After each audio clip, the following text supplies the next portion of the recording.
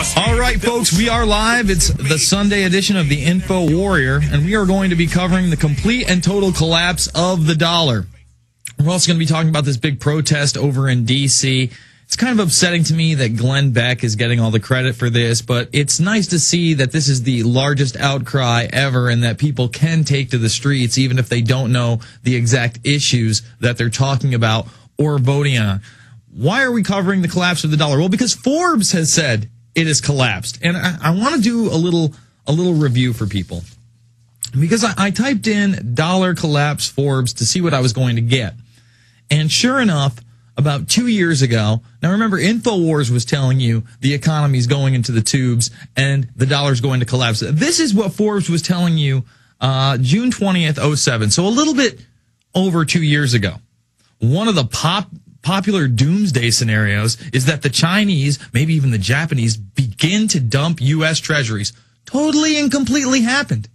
Completely happened. In fact, the big headline 3 days ago was that China wants a new world reserve currency. And remember, they already kind of did this at the G20 earlier this year. It's the SDR, the Special Drawing Rights Unit. And you can just type in SDR conversion rate, okay? When you go to SDR conversion rate, you'll see that the dollar is about 63 cents. It's not even top dog. It's not even close to a one-to-one conversion. I think the pound is a little higher. Last time I checked, I think the dinar was the tops. But listen to this. This scenario has it that the dollar plummets, interest rates spike, stocks fall, recession follows, all of which happened. Every single last bit of it happened.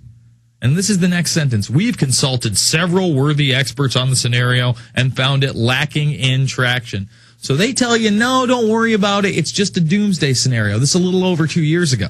Okay? Then in April of this year, Forbes puts out this headline, the coming dollar collapse. See, now they're easing you into it. 18 months later, they can say, all right, it looks like it might happen. It's already happened at this point in April. Okay, this is right around the G20, I believe. But look, the coming dollar collapse. See how they ease you into it? And now, September 8th, this week, the dollar collapses. It's official. Forbes.com says it. The U.S. dollar reached its lowest point against the euro this year in a myriad of forces, including rising global stocks and commodities prices, low interest rates, and investors diversifying out of treasury debt and into other assets, including U.S. stocks, with the Dow Jones Industrial Average approaching 9,500 in late afternoon trading. Dollar done, collapsed. So now we have the G20 coming up September 24th and 25th. All right. What are they going to announce here? I'm very interested to know. Are they going to say, yes, it's time for a hard global currency? Remember, Medvedev brought out a model of the global currency, and I've got this headline out of Reuters right here. This is from the chief of the IMF. Global economic crisis to continue. And we're going to go over this in depth. I've got the whole thing highlighted out because it's a very important article. See, this guy's admitting we got a long way to go. People are going to start struggling even more. Meanwhile, I watched President Barack Obama last week, and he actually said, we took the economy from the brink of disaster, and now we have a recovery. Things are looking up. Give me a break. What kind of propaganda is this? It's disgusting. It's disturbing. And I couldn't believe what I was hearing. He said things like, you will be required to have health insurance the same way most states require you to have auto insurance. Very blatant, very blunt about that. We're going to be taking your calls, 888-201-2244 or 5126. Okay? Global economic crisis to continue, IMF chief. Now, this is in direct contradiction to what Lord Obama said to us just a few days ago, with Biden behind him and that ghoul Pelosi. And then they have what really upset me was the WWE style politics of the boo, boo. And then the one guy says, you lie. And the next day he apologizes, but he's campaigning and getting tons of money. It's a joke. Get me on the floor of the House when he says something like this. I'll say a lot more than you lie, and I'm not going to recant the next day because it's supposed to be gentlemanly of me. Give me a break.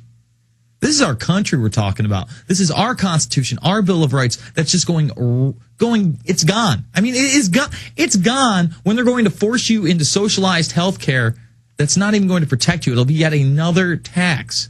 Death care is what it is, and that's why it got that kind of a name. But they're going to play the left-right baseball, and I don't like it. Global economic crisis to continue. IMF chief, the global economic crisis will continue, and countries must do more to adapt to financial market regulations. International Monetary Fund Managing Director Dominique Strauss-Kahn told a German magazine on Saturday the global economic crisis will continue even if Germany and France had some good figures in the second quarter. Strauss-Kahn was quoted as saying in an advanced copy of an article to be published in Der Spiegel on Sunday. And this basically came out on Saturday. It is right to say that not enough has happened. I hope the G20 meeting in Pittsburgh will bring new momentum, and it will, because that's what the media will hype up.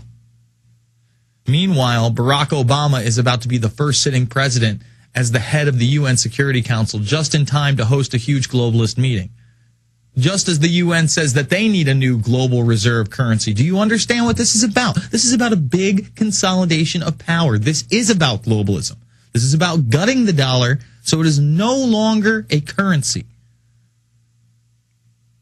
Without new rules, we will return to our old behavior. They need new rules. And here it is at the end, the crescendo. Okay? He says that they need exit strategies, ways to get out of currencies. In other words, we might need a way to get out of the dollar. He also said the IMF had sufficient resources for now, but if the body were to take an additional responsibility, it needs to coordinate a financial safety net for countries in financial difficulty. So in other words, let's give them even more power. We haven't given them enough. Again, global economic crisis to continue. Expect big news during the G20. They're probably just going to announce their global currency. It'll probably be a hard currency. It's not even going to be the SDR unit. It's unbelievable. But they're doing it right in front of your face. When there is no debate on the fact that a sitting president is going to be the head of the UN Security Council for the first time in history, just in time for them to start with this globalist meeting and all these nuclear talks, getting you ready also for climate change, because the economy and climate change, I got a couple articles on that, are the same exact thing. We're going to move into a credit-based carbon economy. It's right here. Mexico, Argentina top G20 low carbon shift study. But this isn't really about Argentina and Mexico. And analysts say global recovery spending can link to the fight against climate change through the creation of green-collar jobs. They're trying to be clever with it. It's a green-collar job now. Remember when you used to be blue-collar? Not anymore. We're green-collar. We're saving the earth. For example, ailing auto industry is now reconstructing to supply more energy-efficient and electric cars. Folks, if they wanted us to have the electric car, we'd all be driving in one by now. In the late 80s, one charge, 80 miles on some of these cars that were available to the public for lease. You couldn't own them. Watch Who Killed the Electric Car. It is narrated by Martin Sheen, of course, Charlie Sheen's father. Both those guys, very brave guys, very outspoken, have done a lot for their country. And by the way, the Charlie Sheen video has over, I think, combined over 500,000 views. It was at about 458,000 on the one link, but there's so many links to it now. It's gone out on Fox News. It's all over the place. And